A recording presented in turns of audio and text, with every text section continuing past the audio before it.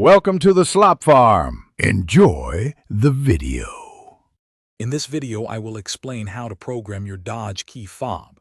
While some vehicles allow simple self-programming, many Dodge models, including the Dart, typically require specialized tools or professional assistance. We'll cover the common methods to get your new fob working. First, make sure you have a compatible key fob and, if possible, your vehicle's 4-digit security PIN. This PIN is crucial for many programming procedures. One common method involves using a diagnostic tool. You'll need an OBD2 interface, which connects to your car's diagnostic port, typically located beneath the steering wheel. Along with this, you'll use specialized software, such as Alpha OBD, on a compatible device.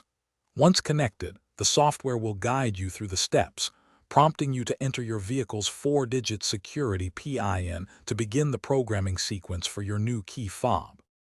If the diagnostic tool method seems too complex, or if you prefer expert assistance, professional programming is a reliable option.